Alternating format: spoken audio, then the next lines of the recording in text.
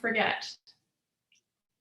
All right, so I'll post the link to the Success/Learning Center on Moodle. And what's most important is there is free tutoring, right?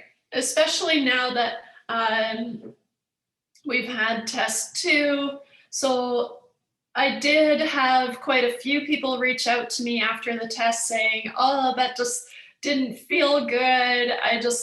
I'm worried about the course and so on. And I feel bad because, of course, I've been a student.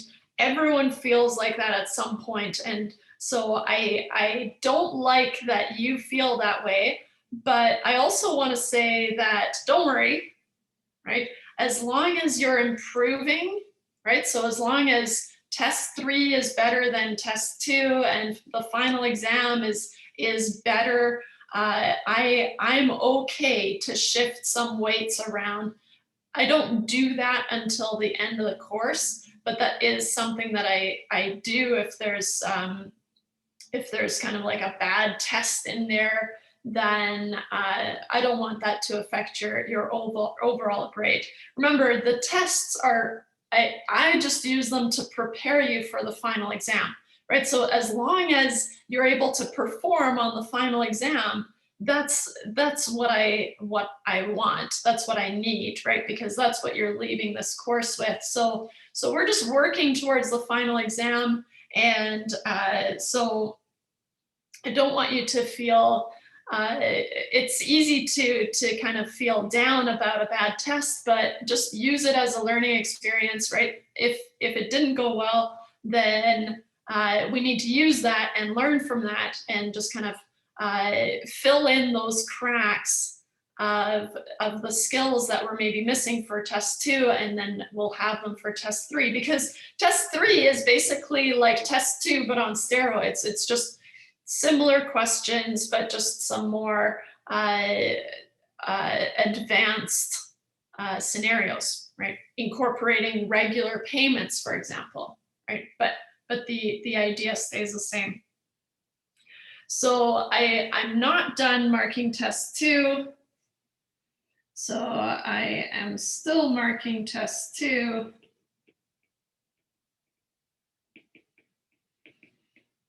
Test number 2. And so an overall test 2 grade will be posted.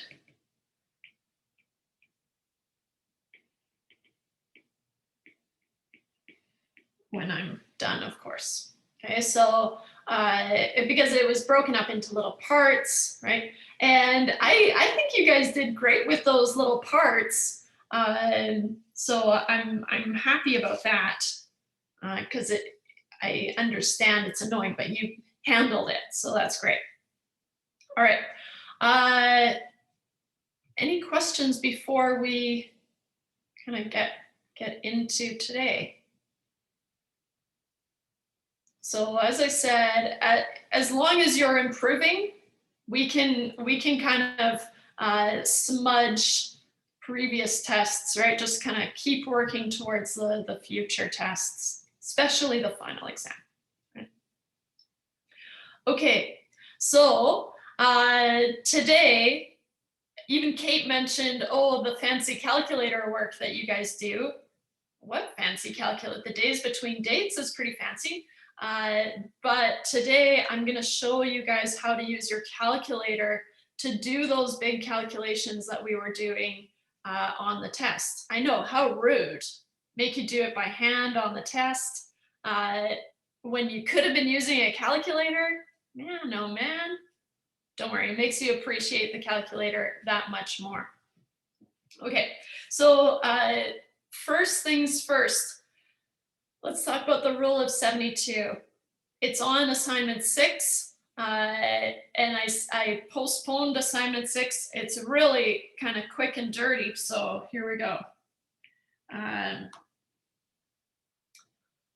All right. So the rule of 72 pretty fun. And I think I even said it's fun in my email. Just you have to know that there's fun stuff ahead. It's just kind of a quick and easy way to determine if a rate that you're given might be, if you consider it a good rate, right? So it's a quick way to judge an interest rate. Okay, so the rule of 72 is a quick way to judge an interest rate. Okay, so regardless of compoundings or anything like that, so I'll say regardless of, oops, I don't know why I ended that bracket, regardless of compounding. So the compounding frequency doesn't matter. It's just the rate, the annual rate. Now, the rule of 72, it just gives you an approximation of the doubling time for an investment at some rate. Okay, so the rule of 72,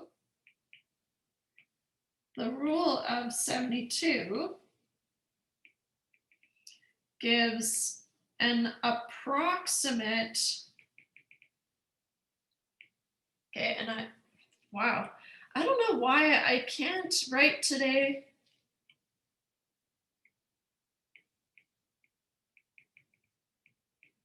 An approximate doubling time in years.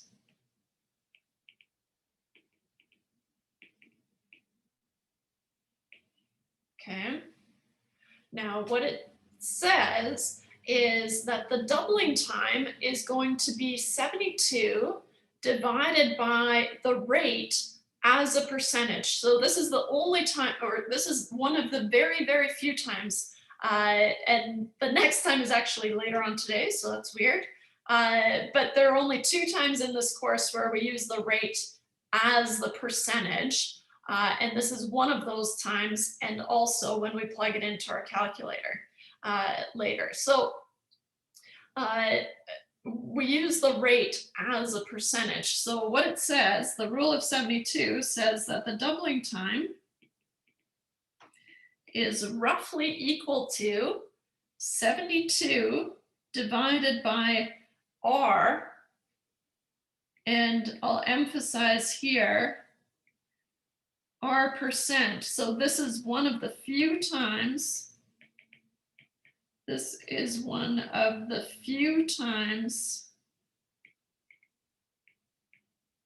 we don't change to a decimal. We don't change the percentage to a decimal. We don't change the percentage to a decimal.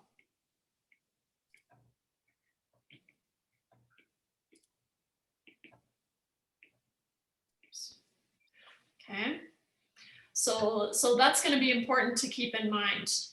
Okay, so why would we need something like this? So imagine you're going to a bank, and what's interesting about doubling time, it actually doesn't matter, and we've seen this before. It doesn't matter how much you're investing. So if you're investing $10, it's going to double to $20, right? And the doubling time would tell you how long is that going to take. Maybe you have $10,000. Well, it's going to double to 20,000. How long is that going to take? Well, the doubling time is the same, right? It doesn't matter what amount you started at, you're doubling it, right? And we can go through and we can break down the math, but you don't need that. You just need this kind of quick and dirty way to judge an interest rate, right? So imagine you're going to the bank and you've got some amount. It doesn't actually matter what amount, and they offer you 3%, right? So they offer you 3%, compounded, whatever. It doesn't matter actually. You just use the 3%. So say, example, how long would it take for an amount to double. And what I'll say here, the amount doesn't matter, right? What matters is that it's doubling. But that's kind of a weird thing to wrap your head around initially, right? That the amount doesn't matter. So how long would it take for an amount to double at a rate of 3% compounded? Oops. Let's say compounded quarterly.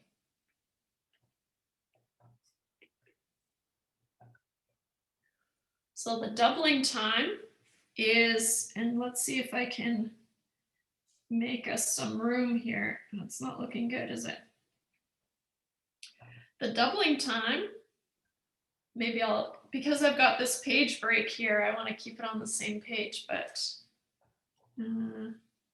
Let's see if I can bump this up one line. Hello? Okay. No questions? Just three. Oh. Roberta, do you have a question? Yep. You do? Oh, my mic's not even on mute. Sorry about that. Can you just scroll up just for one quick second? You bet. How far? Yeah, right there. That's perfect. Got it. Thank you. No worries. All I heard was a mic off somewhere. Usually that means a question.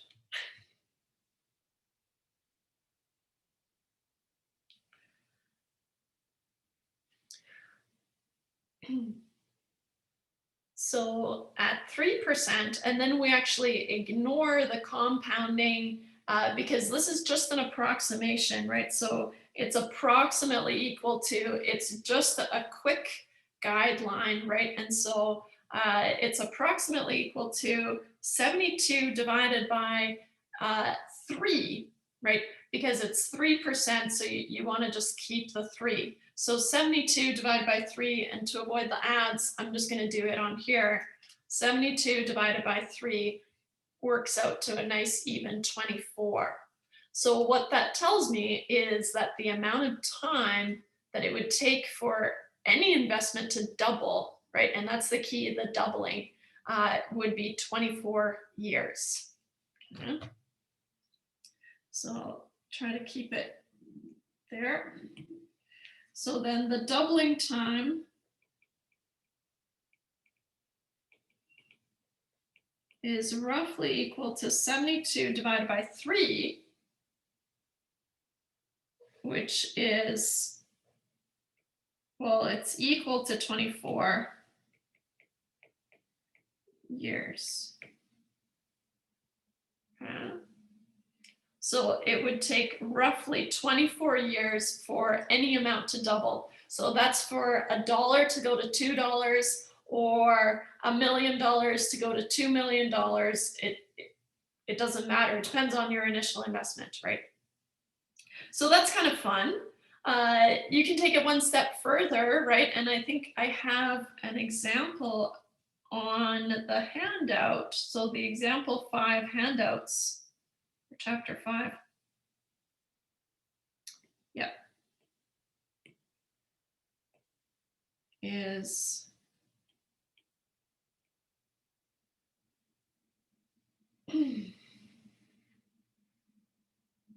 okay.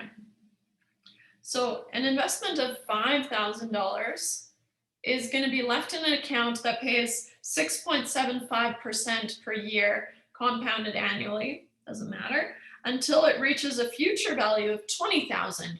Now, what we need to kind of step back and say is that, okay, well, 5,000, that's going to have to double to 10,000, right? But then the 10,000 has to double again.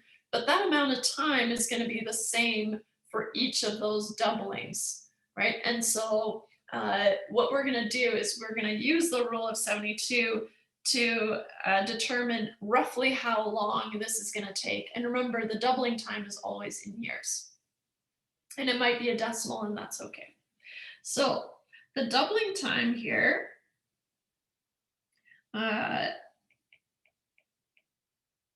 let's find the doubling time, is roughly equal to, and remember, 72 over the percentage, so 6.75. So 72 divided by 6.75 is roughly 10.66 repeating, right? Or let's say 10.67 years. Because this is already an approximation, I don't feel that bad about rounding here, right? If I was using this in calculations, yeah, I should keep all my decimal places, but here, because it's already an approximation, it's okay to just go ahead and round and talk about an easy number. So it's going to take roughly 10.67 years, but that's for each doubling, right? And so what we want to do is we want to think about, okay, well, if I start here at 5,000, then I want to go to, and this is not a timeline, even though I'm making it look like a timeline. Maybe I shouldn't make it look like a timeline here. So we'll start here at 5,000, and I want it to double. Right, so here it's going to double over this time, and this arrow is 10.67 years. Right, so that's how long it takes for 5,000 to grow to 10,000. But where we want to end up at is we want to end up at 20,000, which is another 10.67 years. Remember, it doesn't care about the amounts. At no point did it incorporate the amounts, right? It's just the doubling time. And so each of these doublings is going to take 10.67 years. So, and here it's going to double again. So the total amount of time is approximately, use those wavy equal signs to indicate that it's an approximation, right? It's not true. 10.67 plus 10.67 puts me at 10.67 plus 10.67, roughly 21.34 years for 5,000 to grow to 20,000, right? So you can use the doubling time as kind of a quick judge of an interest rate. Is this a good interest rate? And it totally depends on, how much time you're willing to wait, what amount you want to end up at, that sort of thing, right? And so it's just kind of a quick and dirty trick to figure out if you have a good rate or a bad rate, right? Or to decide if they're giving you a good rate or a bad rate. But it totally depends on, your situation. What amount are you heading in there with? How long are you willing to wait, and so on. Okay, so leading up to this, right, we talked about, okay, well, we can use our calculator. So the reason we have these fancy financial calculators, whether that is kind of a real live financial calculator, or if it's an app, that's fine. I'll use the app because then I can show you, of course. But usually I just use this one on the side. So in section, I want to say 5.5, we are going to actually use these calculators. Now, let me just go there. Okay. I'll start a fresh page even. 5.5. using the financial calculator.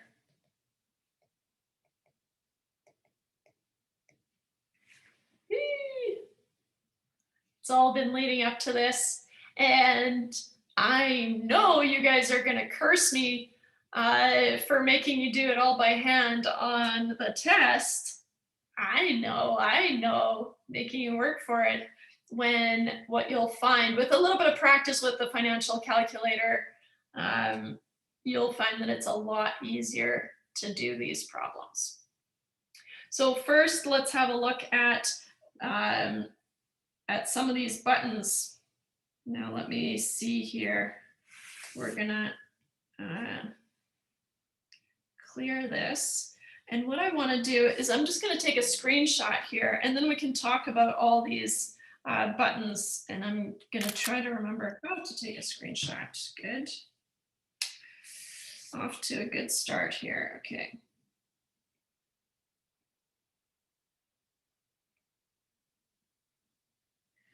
All right. So what makes it, okay. What makes it a financial calculator are these buttons here, right? So the N sounds familiar, right?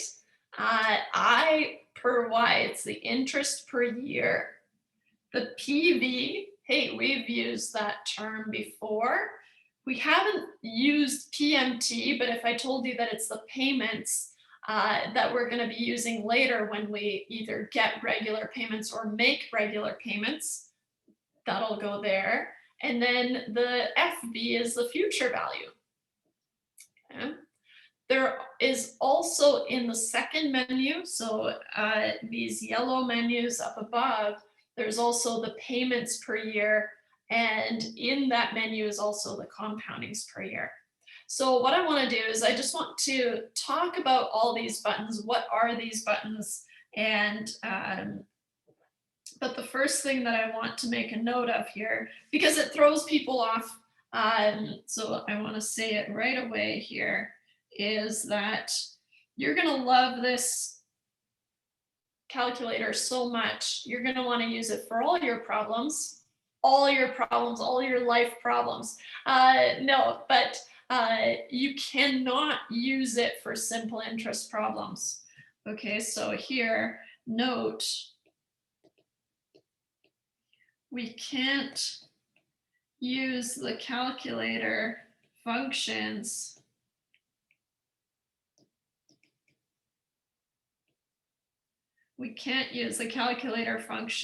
for simple interest problems. So it wasn't until the compound interest problems came up that we would have been able to use the calculator. So that's why I like to hold off. And I know I'm so mean, but it makes you appreciate it more. So we can't use the calculator function for simple interest problems. Okay, only for compound interest. So what we have here is, so now I can, is we have these buttons here. So these are the financial calculator buttons. I mean, it's all a financial calculator, but these are our financial buttons, let's call them. Well, they are. So what I want to do is I want to first go through and talk about what each of these buttons have. And then what happens is if we say N is 7, for example, what you do is you just take 7 and then hit the N and it puts it in that slot. So then we fill the slots. Okay, sometimes we need to do a little bit of work, but not as much work as we're used to doing. So N is exactly what you think it is. It's the number of compoundings. So N is the number of compoundings So remember, n is the time times the frequency. So you do need to do that calculation to find n. Now, the next button is, and maybe what I'll do, maybe because I'm cool like that, copy.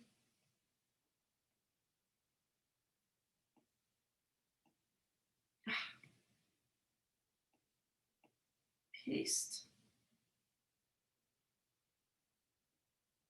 Cool. How about the next one? I'll be faster this time. Copy.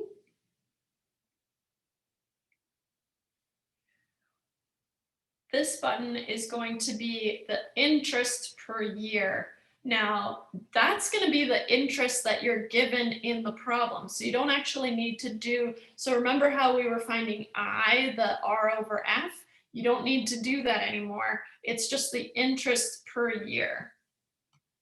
So here, this is the interest per year, right? I per Y.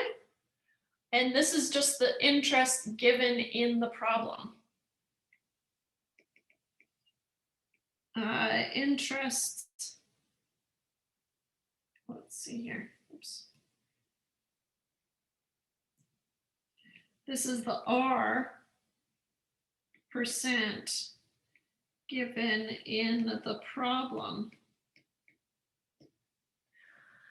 This is the second, and hopefully from the top of my head, the second and last time that we will not convert the rate to a decimal, right? So here, this is the last time where you do not convert to a decimal. Okay, so if it's 6% compounded quarterly, you would put in 6, right? So not the percentage.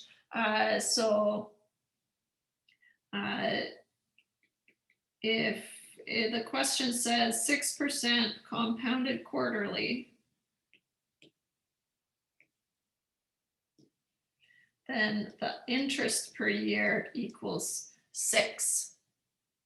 Okay. So you just keep it as 6, and then we're going to tell it how often we're compounding later. So then it does the calculation. You would think that it could do the same thing for the end, but I don't know why it doesn't. I don't know. Okay. So good. So that's the N button and the interest per year button. The PV is the present value. Okay. So here, this is our present value.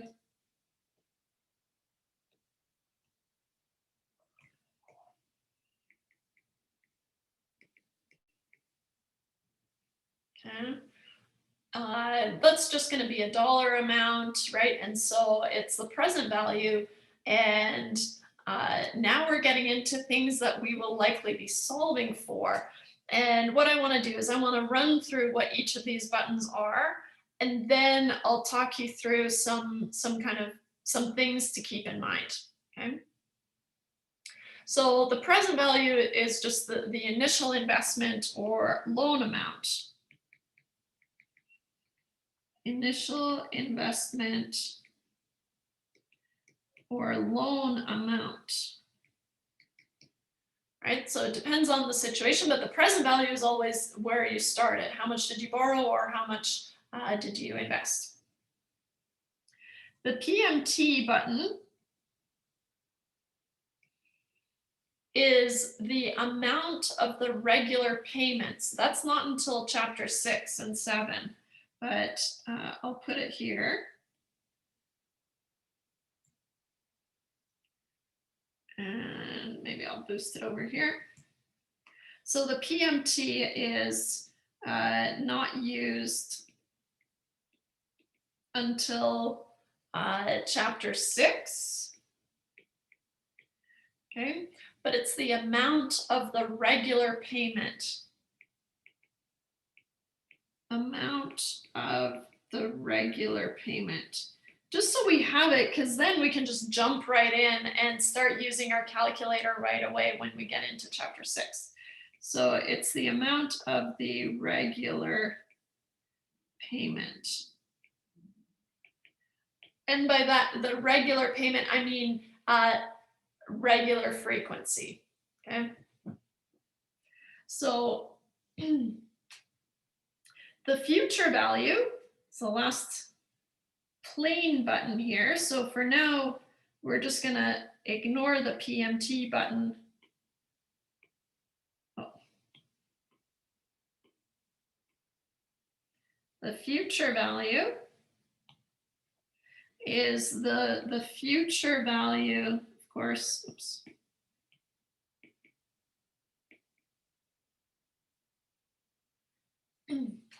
Which is the final amount of the investment, or the final amount left on the loan. Often if it's a loan situation, your future value is going to be 0, right? But that's not until we incorporate regular payments. So the future value is going to be the final amount of the investment or loan. Right, how much do we owe? Okay. So in the second menu, so now, copy.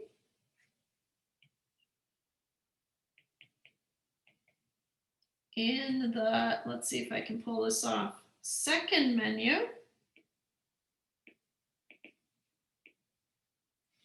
you have the payments per year, copy.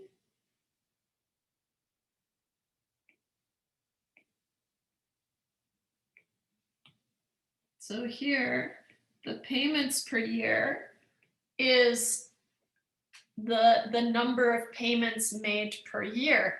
Now, we're not going to use this until we have regular payments. So until then, we're just going to keep it the same as the compoundings per year. But it is where the menu starts. So I just want to talk about the payments per year. It's the number of payments per year.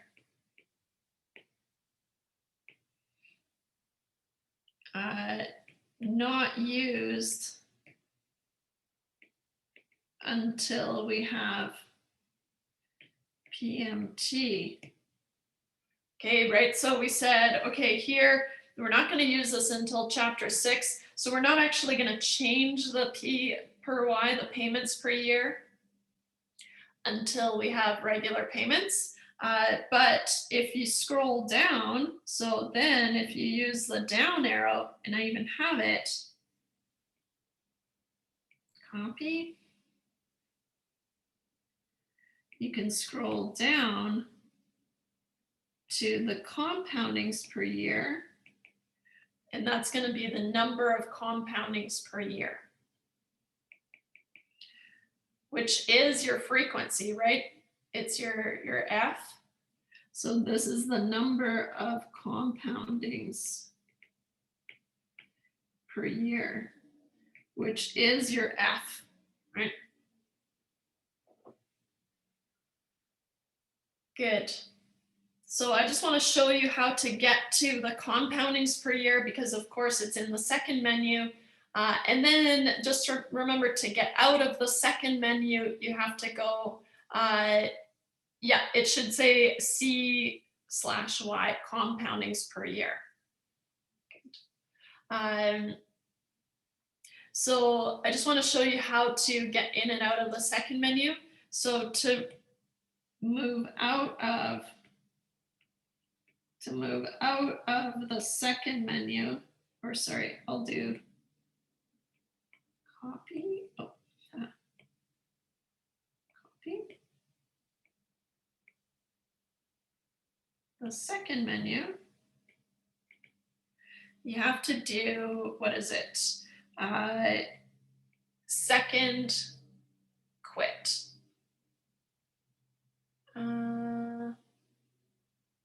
buttons.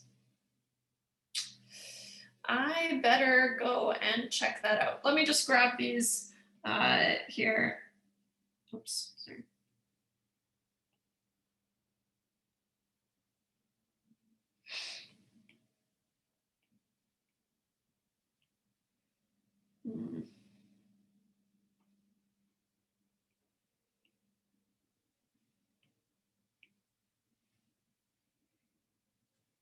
Okay. Let me go to our calculator here, and it is always turned around. So, okay. So let me just go refresh my memory in this payments per year button. So second, payments per year. And then if I scroll down here and, oh, I see the INS, just hit the down button. And then you should get to the compoundings per year. Yeah. Yeah, so you have to be in the payments per year menu, and then you can scroll around, and it really only lets you go between the payments per year and the compoundings per year. Yeah. Just like with the days between dates, as soon as you're in a second menu, you have to hit enter to store stuff. That's not the case for these kind of plain gray buttons. So now I want to make a couple of notes, and it's going to be a lot of notes, but at least if we have them all, then we can refer to them later. So to move out of the second menu, maybe these should be called kind of second menu notes. Oops, of course.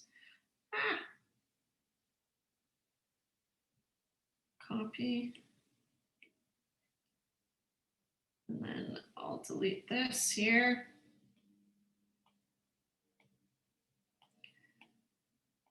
Sorry, just bear with me. Some notes about the second menu.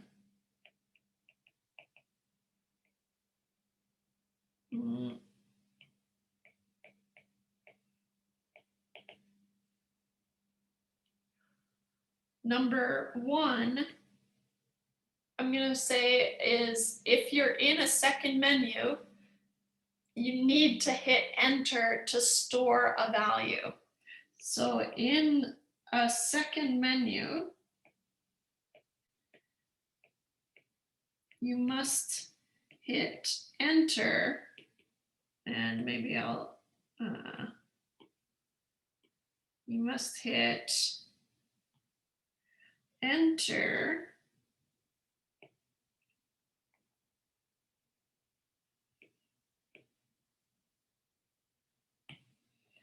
to store a value.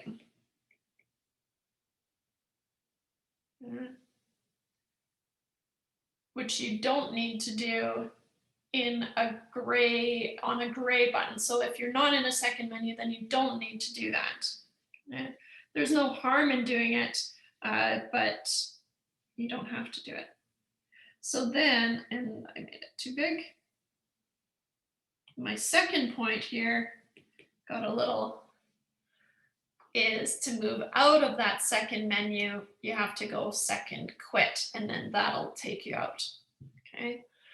The last thing, oops, compoundings per year. It went somewhere, that P, but I can't find it. So the last thing that we're gonna need, and I'm just introducing everything about the calculator, so it is gonna feel like a lot right now. But like I said, it's gonna set us up to just be able to use it later on in chapter 6 and 7 and 8. Okay, so the last thing I want to talk about is this BGN menu. So in the second menu, we can have beginning or end. The default is end, okay? And but I just want to talk about it because then we've introduced every button that we are going to talk about ever on this thing. So copy. So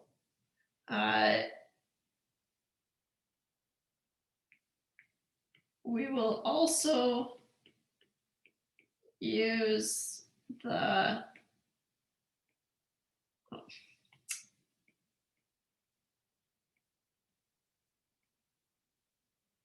BGN menu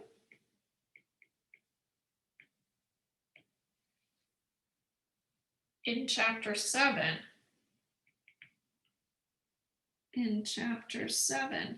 But just to get in the habit of thinking about it, I want to introduce it now. And if you go to the beginning menu, so let's go there. Oh, let's watch this ad first. Got the annoying sound and everything. Bubble pop. It does look kind of fun, actually. I don't know. That's all I had to say, and then it's like, okay, you got us. Okay, so if I want to go to the beginning menu, again, you have to hit second and then hit the PMT button. Notice how it says end, and I don't think I can scroll around. I can't scroll down. So then it's second set, and it'll change it to BGN, which is begin or beginning. You want to make sure that it's at the end until we get to chapter 7. Okay, but spoiler alert, that's the only change that we're going to make in chapter 7 from chapter 6. So it's all kind of building on, it is all building on itself here from now on up, or from here on up. So you want to make sure that it's at the end, and what we're going to be using it for is when we have these regular payments, which are going to come up in chapter 6, are these payments at the end of the payment period or are they at the beginning? Okay, so that's the only difference between chapter 6 and 7. So now to get out of this menu, second, quit. Okay, so here, the BGN menu is either beginning or end. Okay. End is the default. And it's really just talking about, are payments made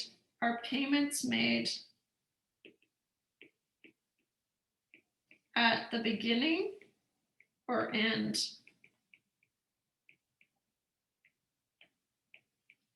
of the payment period?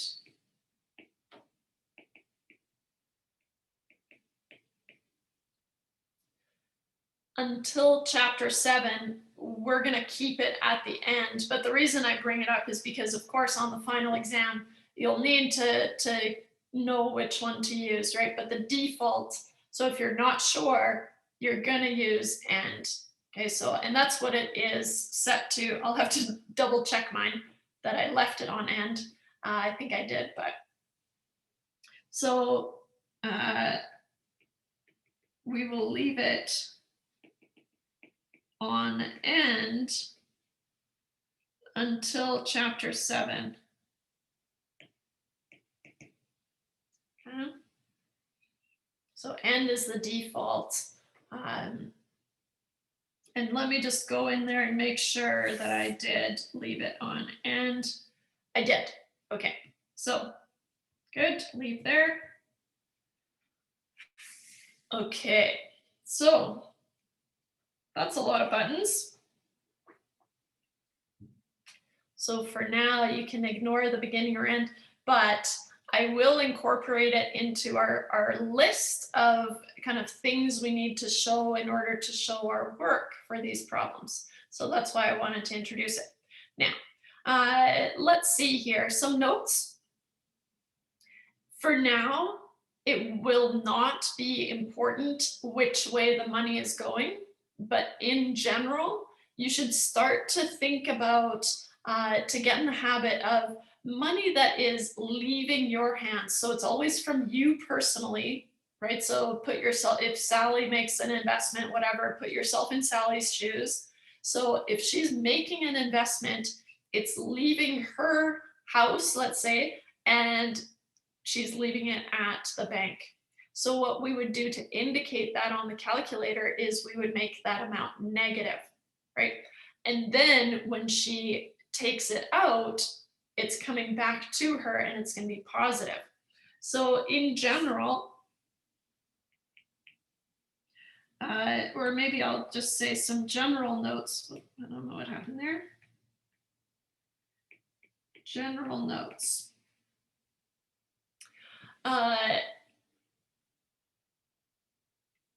PV and FV must have opposite signs.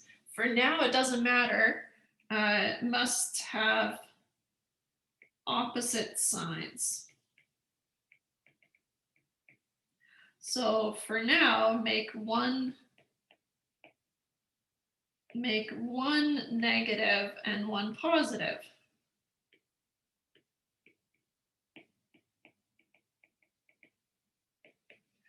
Okay, so when we're just starting, you can just make one of them negative and the other one positive, and you don't need to worry so much about the signs.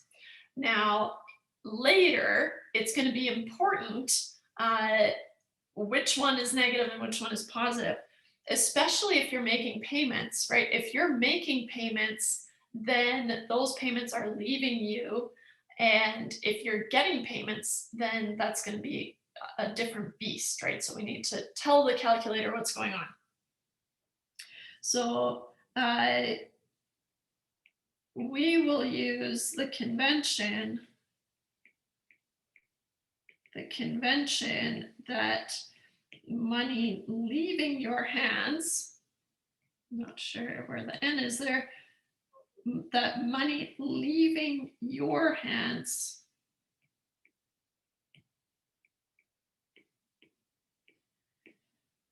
you can just put yourself in whoever's position here. So money leaving your hands will be negative.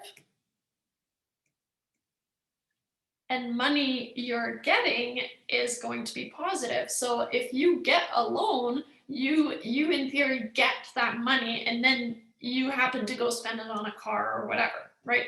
And so we need to become good at figuring out which direction the money is going, right? And so that's just going to take practice. But so money leaving your hands will be negative, and money coming to you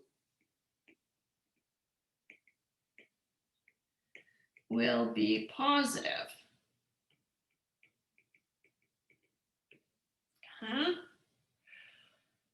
That's going to be extra important once we incorporate payments, right? So it's not as important right now, but it's good to try to figure out which one should be positive and which one should be negative. For any values that we're going to be, so we'll always be solving for one of these values, right? And so what I like to do is I like to fill it with a 0 and then go back and compute. You can just skip it, but it doesn't matter. But I just, for completeness, I like to fill it with a 0. So for now, I'll start on a fresh page. For now, we can fill PMT with 0 since we won't be using it. Since we won't be using it. Okay. The value that we will be solving for can also be filled with 0 or left alone, it doesn't matter. The value we will be solving for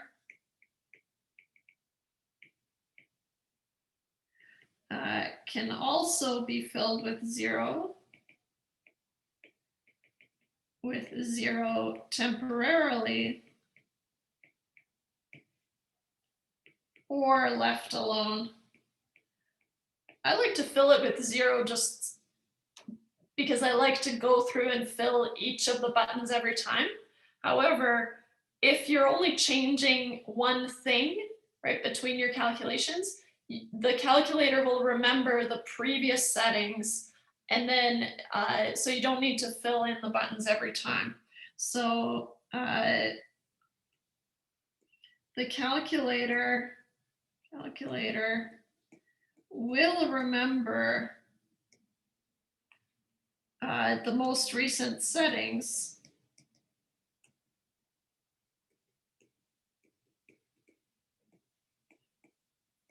So you may not need to enter, or you may not need to re-enter values every time.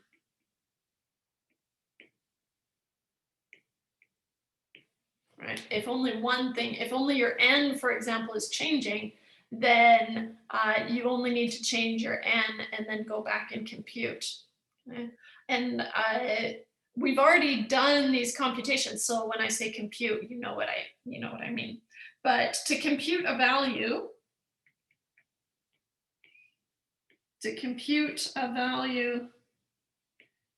hit the CPT button and the value, and then the value that you want. Hit CPT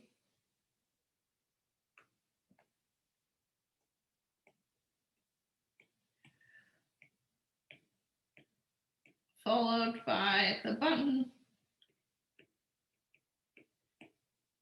you want to solve for. Okay. Using the calculator will feel like cheating. It's not, okay? But the thing with using the calculator is we still need to show our work, right? So when you tell me you use the calculator, I need to see what those inputs are, okay? And so to show your work, if you're using your calculator, you need to give me all these inputs. So to show your work,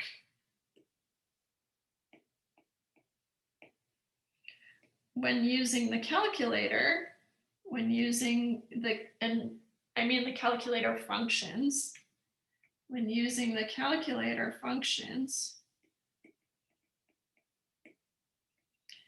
you must list all the entries.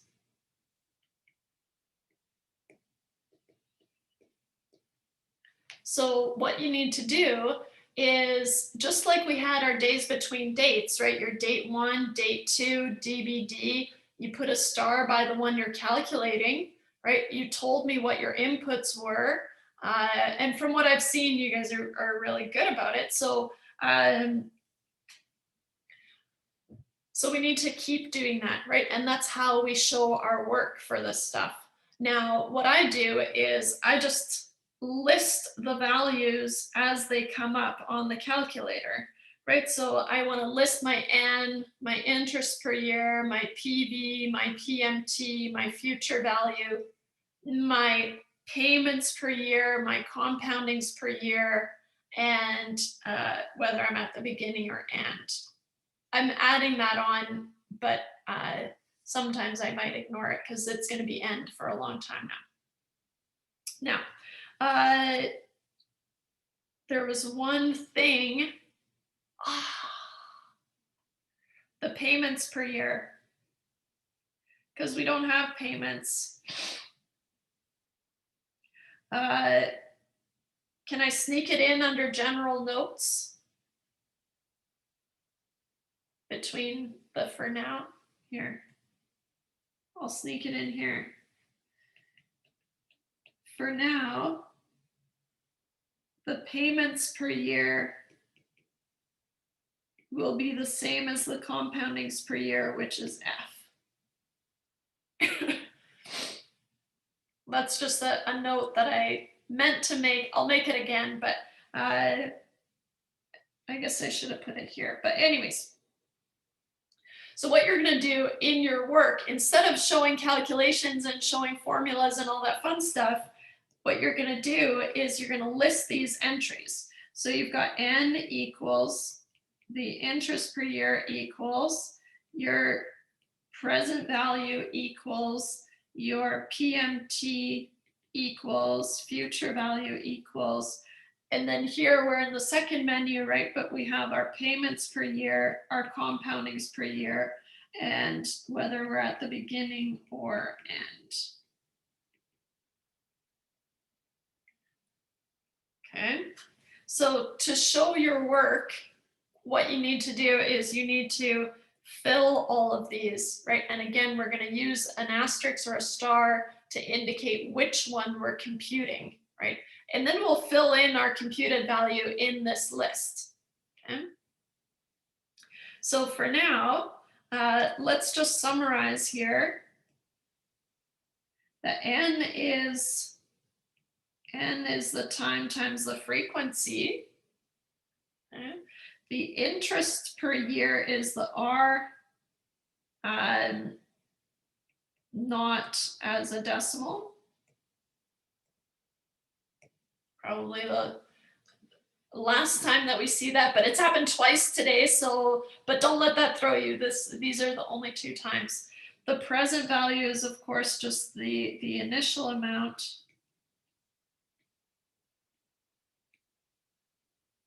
The PMT for now is going to be 0. Okay, until we introduce regular payments. And then the future value is the final amount. Whether it's the final amount owing or that we get from our deposit, it doesn't matter. It's the final amount. The payments per year for now is going to be F, and the compoundings per year are going to be F. What happens, what you'll notice is once you adjust the payments per year, it'll automatically change the compoundings per year to be the same. So, and I think vice versa, but just make sure that they're the same, right? And then here, this is going to be end. So you don't need to change that. You can just leave it. So the PMT, you can leave it as 0, and the end, you can leave these. Leave these alone until we introduce them. And then we're going to use an asterisk. So, oops. Use, I'll just do a little star here. Use a star to indicate which value you are solving for. Which value you are solving for. Just like we did, that's the same convention that we used in the days between dates. Okay, so I know I'm riding you guys kind of hard today, but how about we just get through this this section, and then I promise to end a little bit early instead of a break. How's that? Just because I feel like we're in a groove here. So deal. Great. Yeah. So stay tuned. We'll yeah. Sometimes it's better, right? Ending early. Ah. Okay. So let's do an example where we actually use the calculator to solve a problem instead of by hand. Okay, so let's do a problem that we actually already did. Okay. Well, we can do any one of these.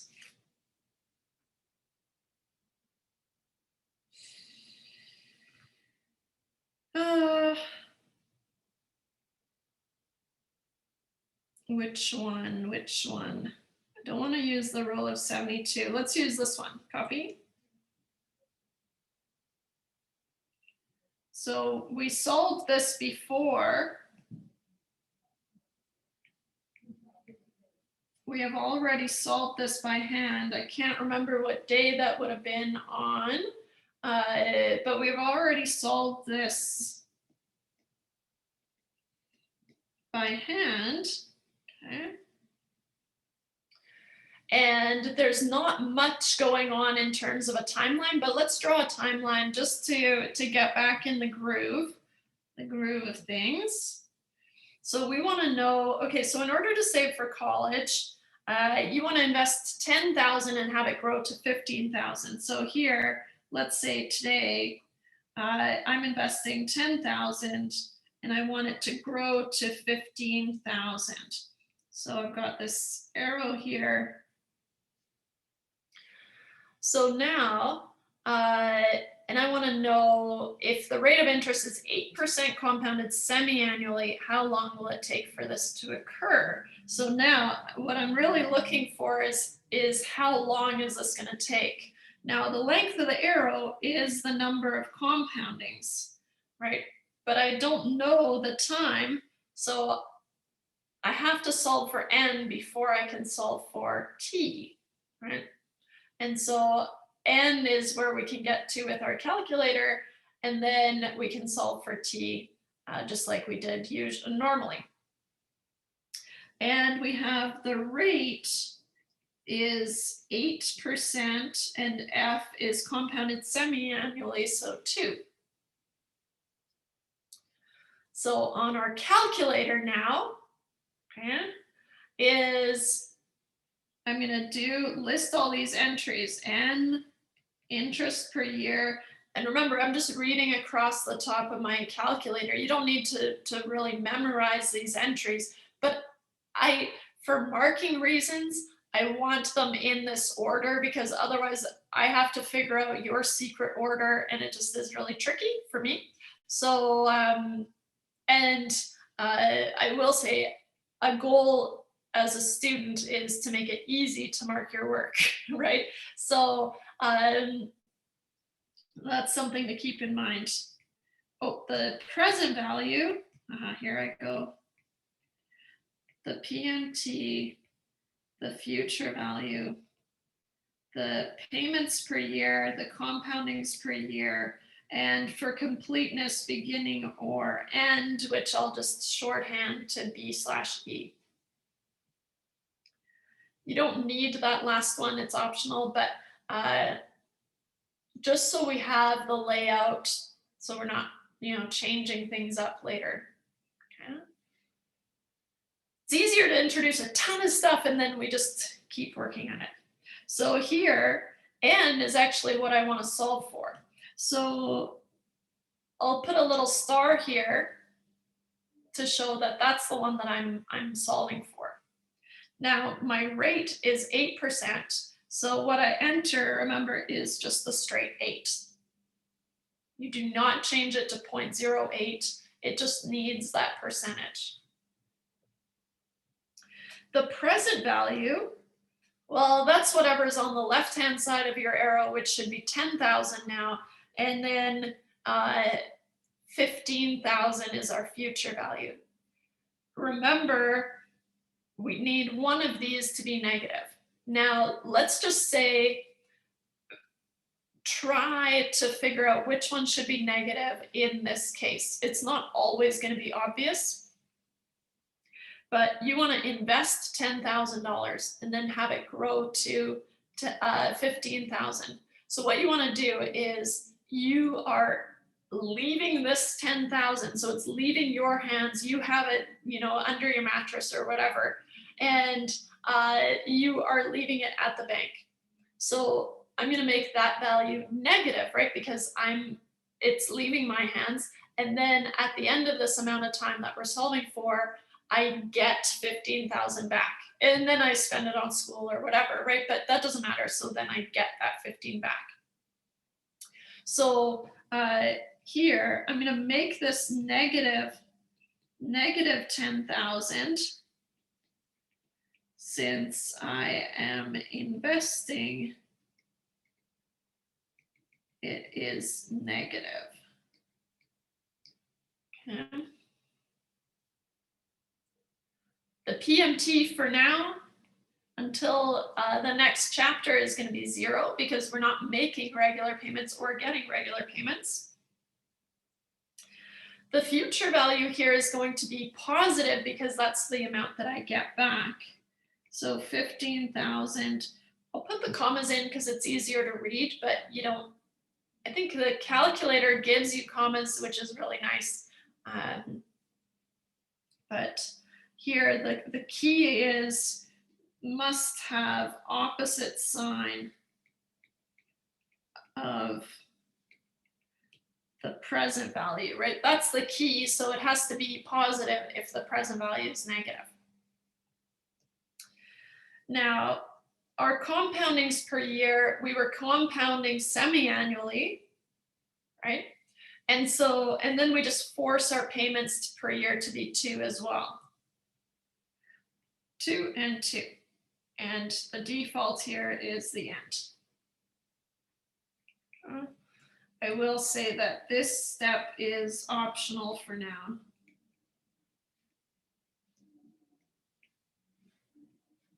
The rest is not optional. Okay, so what does this thing look like when we enter it? So remember, we're just going to fill these slots with this information that we have. So let's start here. Just going to clear out. Okay. So remember, I'm solving for n, but just for kind of my own peace of mind, I like to fill it with a 0 because then I can go back and when I compute it, it doesn't matter. I overwrite it anyways. So what you do is you hit 0, which I mean, it's already 0 on the screen, and then you hit n. So now it's stored n equals 0. And I know it feels weird because often you have to, hit enter or whatever, but now I can just keep going to fill the rest of the buttons. So it feels weird, right? But it does say n equals 0. So then when I hit 8, it just kind of disappears. 8 is my interest per year. So then I hit interest per year. Good. So you're just filling these slots, okay? Now, the 10,000 is negative, right? So I can hit the 10,000, and it's nice. It's got those nice commas, and then hit the positive negative button down at the bottom will make it positive or negative. Once it's negative, put it in the PV slot, Puerto Vallarta. Fun. Then we can move on to our payment button, which is going to be 0, right? Because we don't have these regular payments. So 0 into the PMT.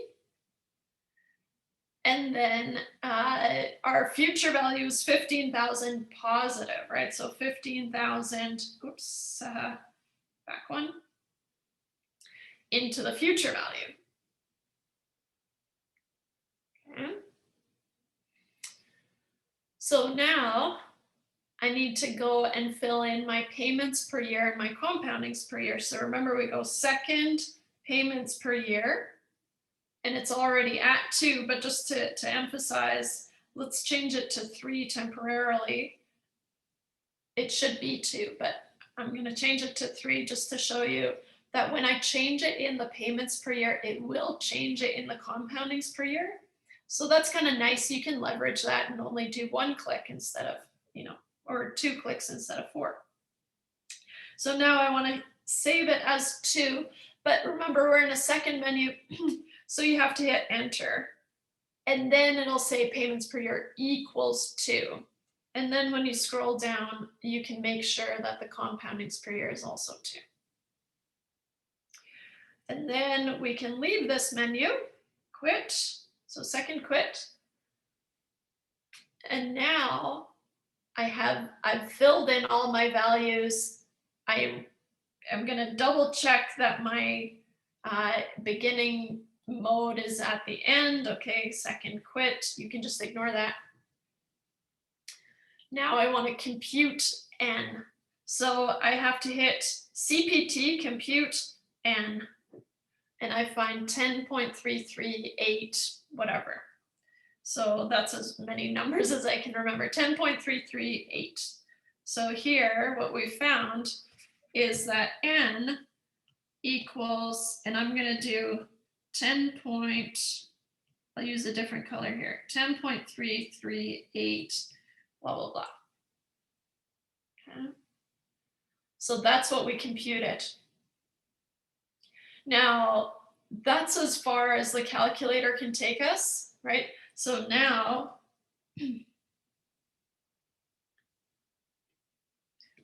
we know n is 10.338, dot, dot, dot, it keeps going, right? But so we would need n equals 11 compoundings, right? And we saw this, but I made a note on the assignment. Sorry, I think I'm losing my voice here. I made a note on the assignment. Moodle is not clever enough to do the rounding, and so if you use the unrounded value, it'll work. It'll mark it as correct, even though you should be using the rounded value. So I need to figure out if I can fix that somehow. But for now, just kind of go ahead and don't round the value. But technically, you would need 11 compoundings, right? So then n is the time times the frequency. Now this is just an itty bitty calculation that we've done before, right? So 11 is time times 2. So the time is 11 over 2.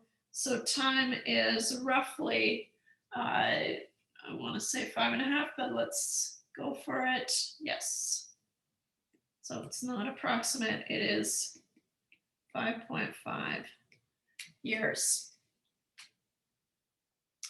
Okay, let me look at my list of things I wanted to talk about today.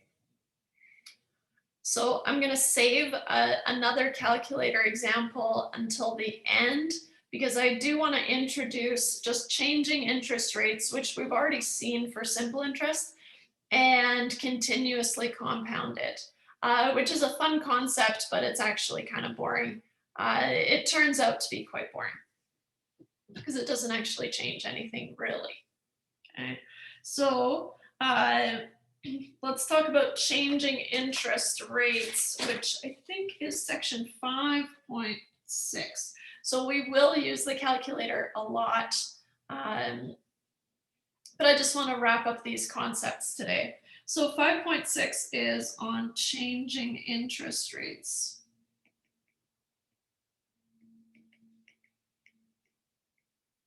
Okay. So the formula is on your formula sheet here. And it's going to be this little guy.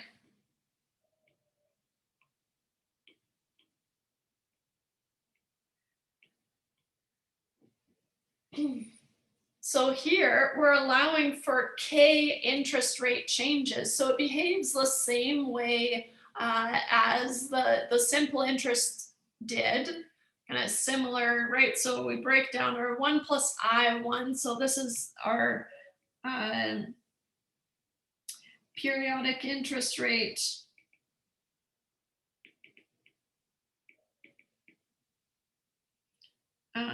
For time period 1. Here for 2, and then up to K interest rate changes.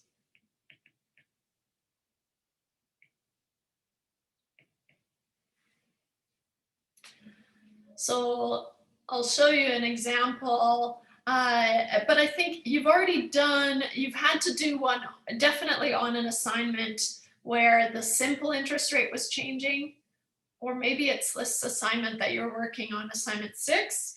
But I know you've had to do the changing interest rate. So let's see here.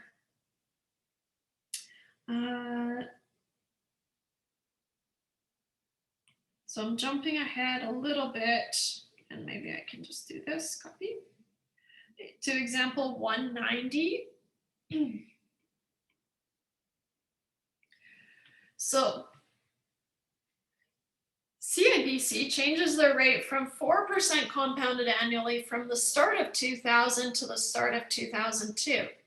And then for the next 2 years, their rate switched to 4.75 compounded quarterly. And then the following year, the rate was 3.5% compounded semi-annually. So imagine you invested, and I guess this is the problem, I guess I'm not as cool and like freehanding as I thought. So imagine you invested $1,000 at the start of the year 2000, and then so by 2005, right, you have seen those interest rate changes. You haven't really had anything to do with that, but the bank has changed the interest rate, and so we need to figure out how much will you have in this account after 5 years. So what I want you to do is draw sort of a timeline. It doesn't end up being a timeline, but you want to break down the time points with each of their different rate information. So here we're going to break down. So from the year 2000 to the start of 2002. And then for the next 2 years puts me at 2004. And then 2005 is where I'm ending it. Okay. So in each of these regions, we're going to jot down the rate information and the length of time, right? And so we have, let's see here. Okay. I've invested $1,000, but I'm going to leave that out of the equation for now. So for this section here,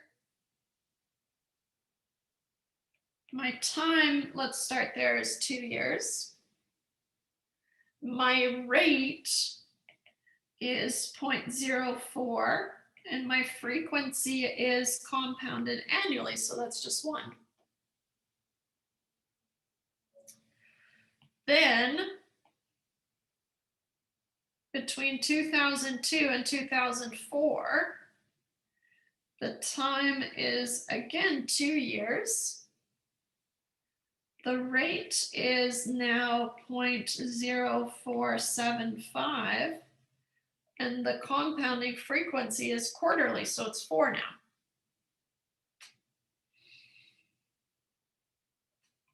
And then, let's do purple here. Between 2004 and 2005, I've got time is 1. The rate is 0.035. Hey, not cool. And it's compounded semi-annually, so twice. So the F is 2. Okay. So we're going to call this time point 3, right? So we've got 3 interest rate changes here. So I'll start with the first one. And remember, to be able to incorporate these changing interest rates, we need to find I1 and N1. So I1 is 0.04 over 1, right? R over it. So it's still R over F, but it's just for that little chunk of time. So 0.04.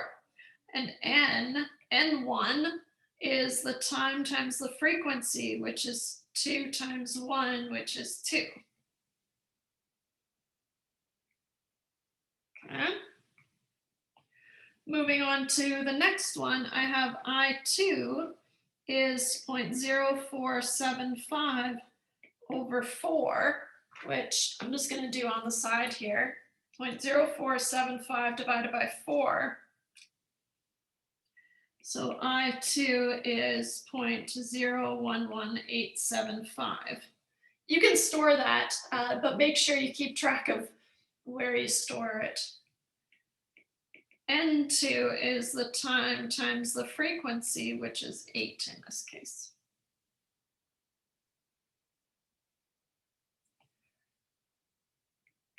I3 is 0.035 over 2. 0.035 over 2 is so I3 is 0.0175.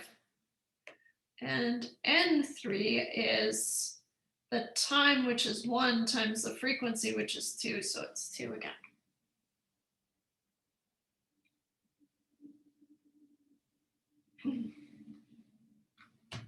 So now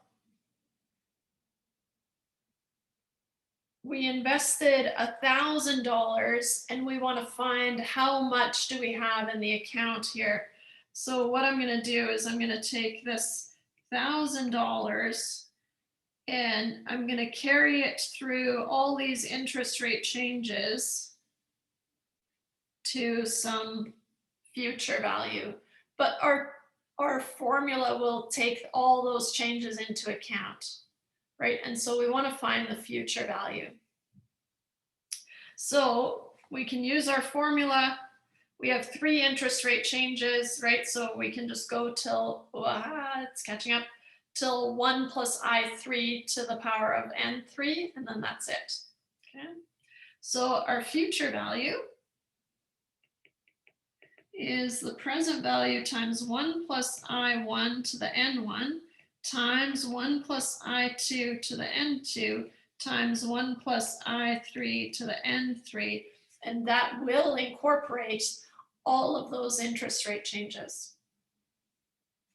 So our present value is 1,000 times 1 plus, and notice that I've already done all the grunt work up here, so I can just plug in the values and do the calculation. So 1 plus 0.04 to the power of 2 times 1 plus 0.011875 to the power of 8 times 1 plus 0.0175 to the power of 2. Now let's see if I can save us a little bit of time here. I'm going to steal it from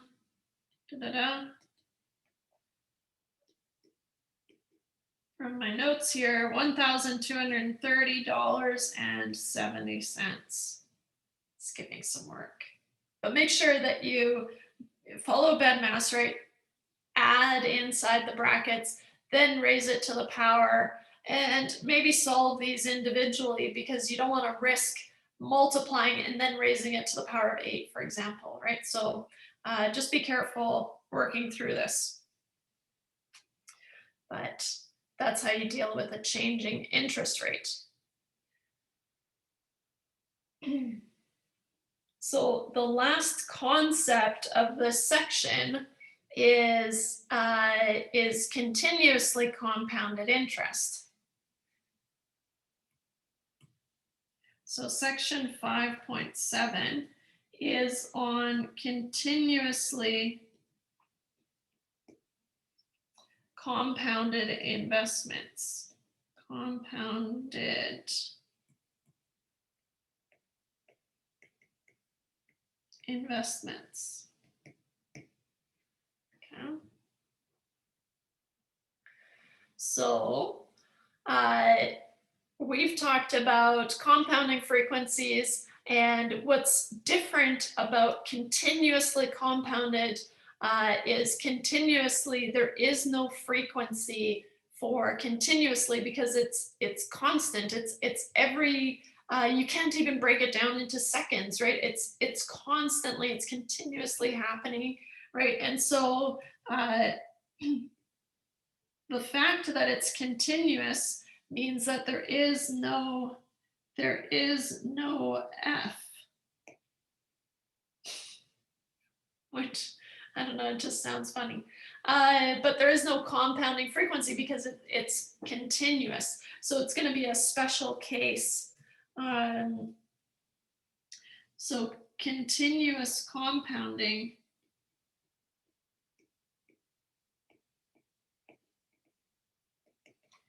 is a special case which requires its own formula. Its own formula. Okay. And of course, that formula is on your formula sheet, and it's the last formula on the formula sheet for this section.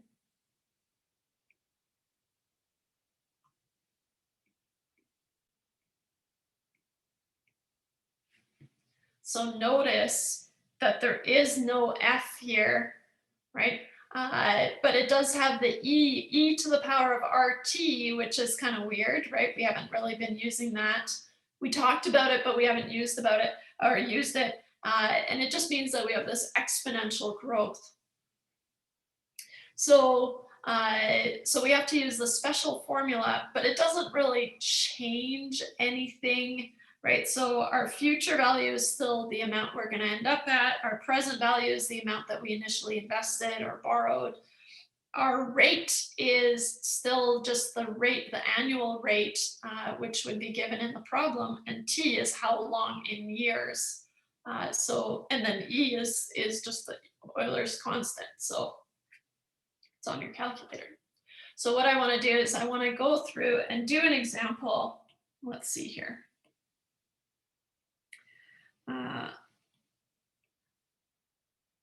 Copy. Show you what's going on. So 13 years ago, you borrowed $7,500 at a rate of 2.5% compounded continuously. What would be the equivalent annually compounded rate, right? So now we want to find what rate, if it's being compounded annually as opposed to continuously, at which you borrowed this money. So at what rate would you be equivalent to 2.5% compounded continuously? So what we're going to do is we're going to be able to find the future value of this initial situation. So what we've got is, let's just draw a timeline. And now, kind of a weird scenario, today is at the end, and 13 years ago is on this side. We're just mapping it out, right? So 13 years ago, you borrowed $7,500. And we want to know probably how much is that going to be worth today, and then we'll go from there. So it's compounded continuously. Compounded continuously. And the rate is 2.5%, right, which is 0.025.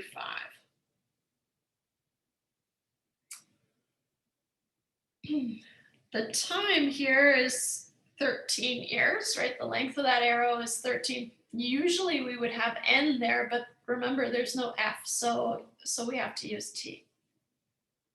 So now we have the future value is the present value times e to the power of r times t. Putting all the information that we have together, I have a present value of 7,500 times e to the power of 13 times, 13 is my t, r is 0.025 times 13. Now, I'm going to do the 0.025 times 13 first on my calculator. So I'm going to go there. It's always got the sound on it. It's so annoying. Okay. All right.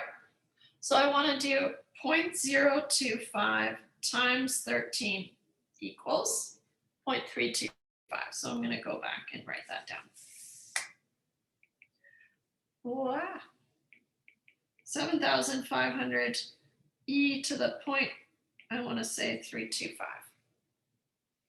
So to do e to the power of 0.325 on your calculator, let me see if I can remember e to the x is in the second menu above the ln. So I'm gonna try doing it just by hitting, so I have 0.325 on the screen and then second e to the x. Okay, so it works the same way. So you have to have the power on the screen and then hit second e to the x. Okay, I'm gonna store this in 1.384-ish. But you'll want to make sure, we're talking money here, right? So you want to make sure you keep all this, keep all your decimal places. So 0.325 second ln, which is really just going to give you the e to the x button. You got it. So I want to calculate e to the power of 0.325. Here we go. One more time. So 0.325 on the screen. And then I want to have e to the power of that. And remember, this calculator sometimes works a little bit backwards. It depends, it totally depends on your calculator, right? But second, and then ln, which is the e to the x, and then it just does it for you, 1.384-ish.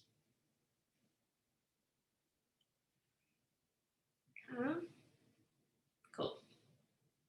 So this becomes 7,500 times 1.384, blah, blah, blah. I stored it in 1. I'm not gonna brag about that right now, but brag. But now I need to multiply this by 7,500. So times 7,500 equals 10,380.22984. Let's see if I can remember that. 10,380.22984. I don't think so. 10,380. No. I'm just going to do it quickly on the side here. It was 0.025 times 13 to e to the power of that times 10. Well, I got the 10 right. 10,380.2294. which of course in money is 10,380.23.